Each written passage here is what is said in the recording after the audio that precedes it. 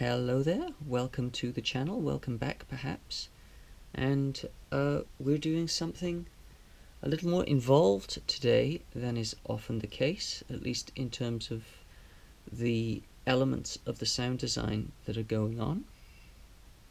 We have our looper with our contrabass clarinet samples into our float, into our newly decorated brassmaster fuzz there, and following that, the dark world, which we're using very simply for some reverb this time. But then, kind of the stars of this particular show today are the mood and the strymon, the mood that we have very gratefully been able to borrow from a friend. And let me walk you through what's going on here. So basically we have a track with the contrabass clarinet that is in mono, and we have recorded vocals to go on the top, but the sound is not big enough. We want a bigger world for this contra to exist in. Because the sound of the contra has got flanger on it, it's very difficult to do that fake, that's in quotation marks, fake double tracking thing. We've had an excellent sound engineer give it his best shot, and it was not to our satisfaction, unfortunately. So what we're doing is trying to record something behind it that is stereo and will fill out the space. Now, we are not going to be using the actual track today. We're saving that for the recording itself. We have two different contrabass clarinet samples that that we're going to be using in its stead, and we will play those to you very shortly. But first of all, we want to get to the mood and the strymon. Let's work backwards. The strymon, basically, we decided that we wanted to have something granular going into it, so like something very small, derived, like granular particles derived from the track, that would hit the strymon, and it would be using that size pitch mode in the sparse mode. Sorry, the size pitch turned all the way up in the sparse mode, and basically that's this wonderful texture which we're just about to demonstrate. But this is a setting that we have devised with that size pitch knob setting, a particular length that we've double checked. Shimmer we are not using, but we've got it set to regenerative. We may play around with that, but one of the main aspects of this is the glimmer. We have a little bit of mod, but we are using the glimmer, and can't remember exactly how high we've got that turned up, but that's a big part of this sound. And that's a high glimmer going on there. So, first of all, let's show off the strymon. And we're using the same sample that we've been using for the reverb tests. So, you may be familiar with this if you've been watching.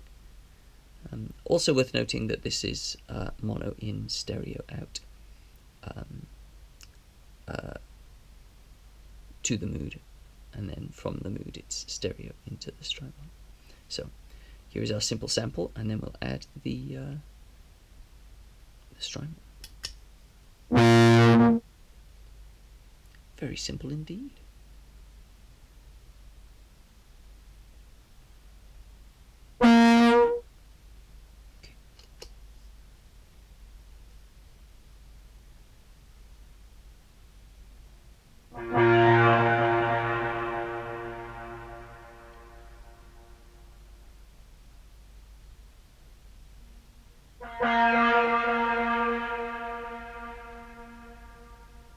With some shimmer. There we go.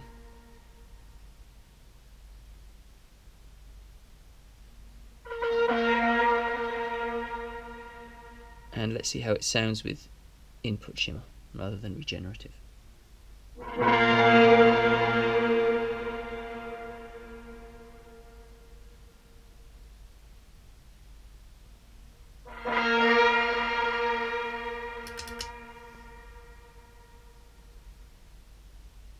Okay, I'm definitely more on board with the regenerative, but let's turn that off for now.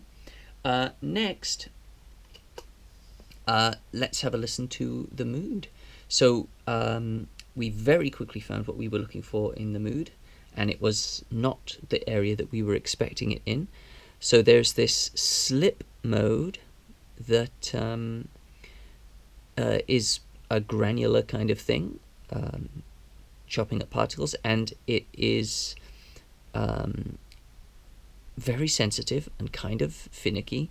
But basically this is a pitch knob, and at the position it's currently at, it puts everything up an octave. The time knob is it affects two different things. It affects the size of the grain, so what we've got here is essentially like at the smallest grain, but it also affects the stereo effect that we've got on here. So like what do they call it? Slip and it's not slide. Spread. Slip and spread. So at this position, this is the slowest time position that allows the stereo movement to be as slow as possible. So stereo movement would be much faster up here, much slower here. But thankfully for us, that works out. We want a nice slow sliver, and we want nice small sliver, and a nice slow stereo panning. The other thing that is important here is, I mean, obviously at the moment we've got mix turned up 100% wet, but we're going to take that there for now. The clock, and that also has an effect on this slip mode. This is one of the reasons that the mood is not something I feel the need to own myself, is that everything is a little too interrelated, and it very much becomes like a balancing act. It's working very nicely right now, but I understand that it's intended as a happy accident machine, and that kind of interrelatedness is it can be anyway as much of a feature as a burden. But for my purposes right here, it's all a little finicky, and basically we found that this is the right notch for us to be at on there. And the main reason for that is that if we put it any faster, we do get smaller grains, but we also then get faster stereo motion. And that's why I'm talking about it being a little bit finicky with the interrelatedness, is basically finding the right time and clock settings were the challenge with this setting, because we knew that we wanted an octave up here. So what we're going to do now is, having explained the mood and the slip mode and what we're getting up to, we're just going to play some samples. I wonder, would you like to hear the mood with the sample that we've been using so far?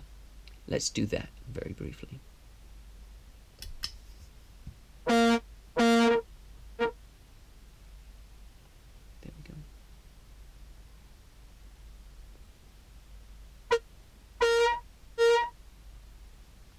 So, and if we put this here, you can hear that we get the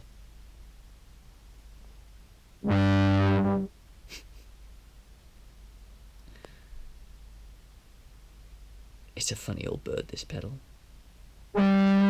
See, now it's at the right pitch. I believe that that's unison.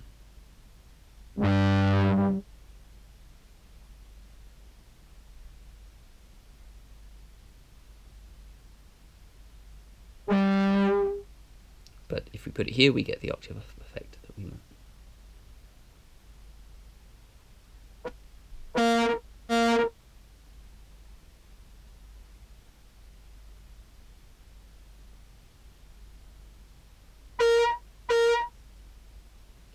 Okay, so hopefully you can have an idea there of how the mood, with that minimum output that it's giving us and unpredictable minimum output that it's giving us with that slip mode, would sound good going into the strymon. I'm going to give you a little taste of that. Also worth noting here that we're turning down the mix now, and that the strymon is actually as wet as it will get. You'll probably notice from the previous example that it will not do 100% dry. Anyway, same sample as before. Now we're combining the mood and the night sky.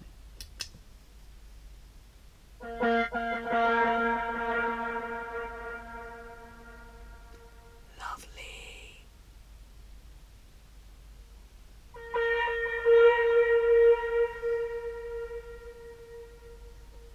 Now with some shimmer.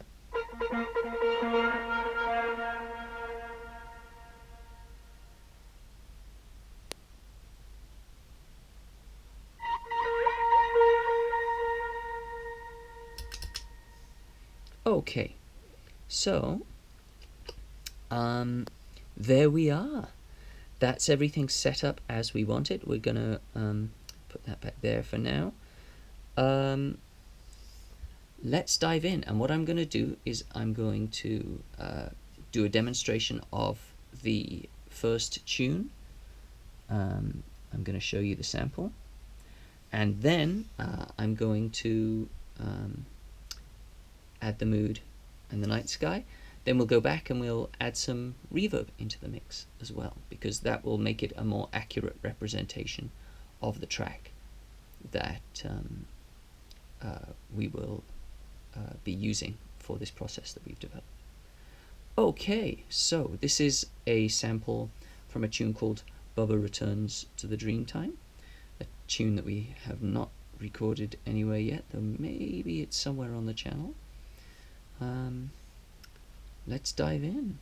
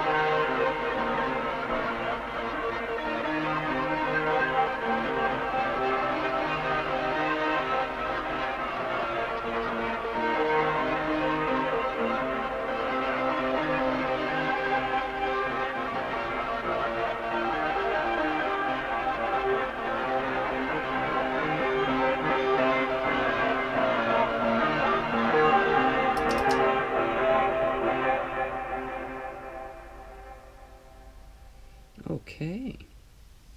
Well, there we go. That's the idea. And there was a little mishap there with the mix knob. I guess it doesn't respond if the pedal has been disengaged. Anyway, one of the many fine details of the mood that I have not gotten into any depth with. So, okay, so that's the idea. Let's hear it with some reverb in there as well. So, let's see, that's off. And this is plate reverb, kind of simulating to some extent the plate that we've got going in the master track that we will be using.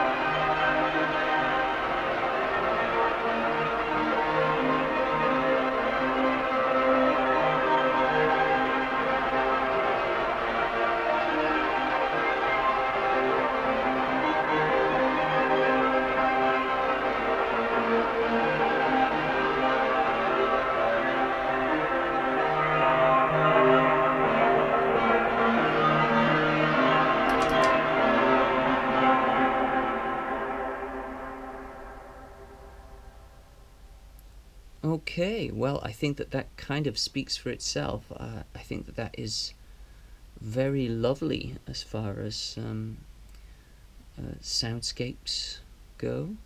A couple of things. You probably heard both times that we had the mood going on its own, especially when compared to the mono input signal, but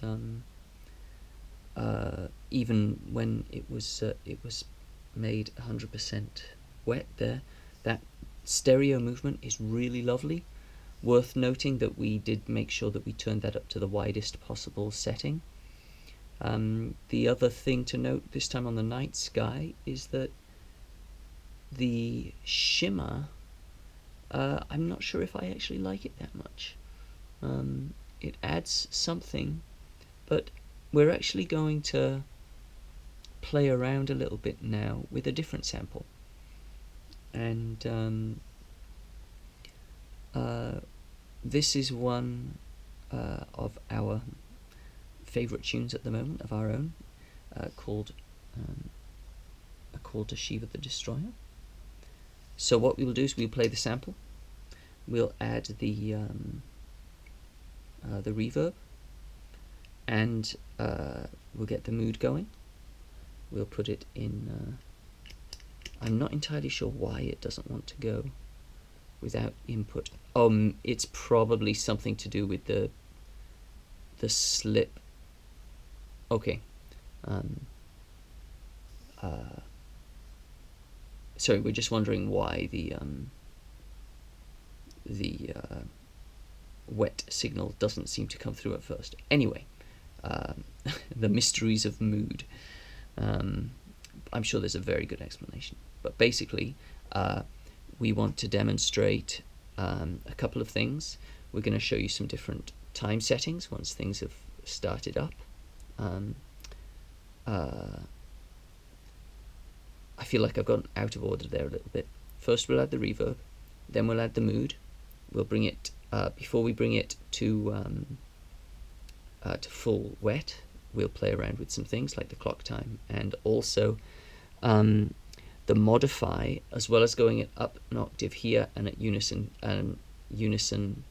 here, will go down an octave if it's here. But then if you go in this direction, it's reverse. So if I was to turn it all the way counterclockwise, that would actually be the grains reversed in the pedal. So we'll play around with that a little bit, and then we'll add the nightsky and noodle around a little bit more. So this one is going to be a little bit more freeform, just trying out some ideas. So here is our sample.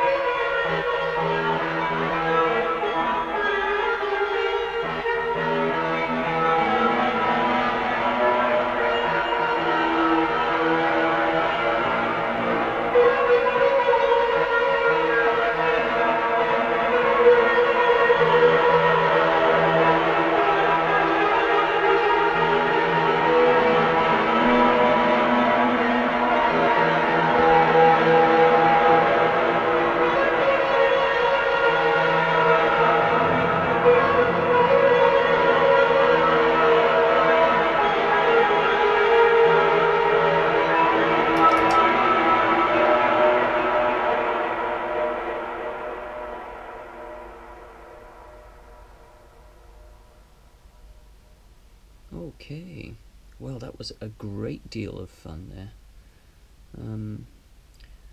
I do hope that that was interesting and enjoyable for you too. So we were playing with the different clock settings, and yeah, you could definitely hear the change in the time setting as well, that like the different density that was putting into the night sky. But again, I think it's that thing of like you lose the feel of the stereo, which might be nice for some of the more intense portions of our actual master track. So it's something to bear in mind.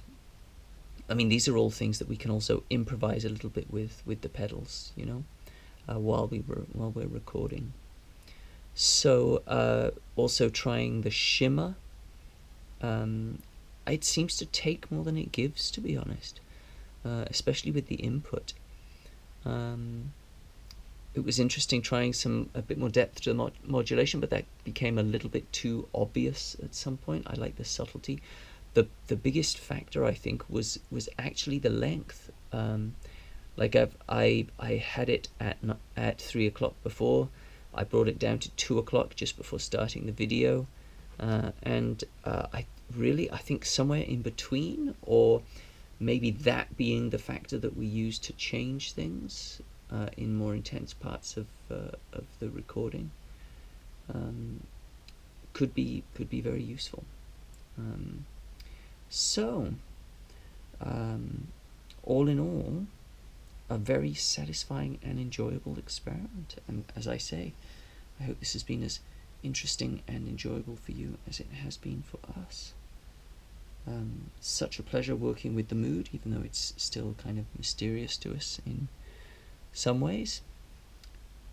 Don't feel particularly drawn to it. In terms of glitchiness, it did not work for this particular purpose, but the Walrus Fable is wonderful, and I'm very glad to have that in my setup.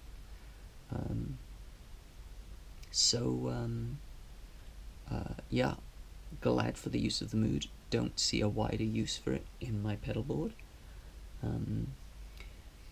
And as always, absolutely loving the night sky.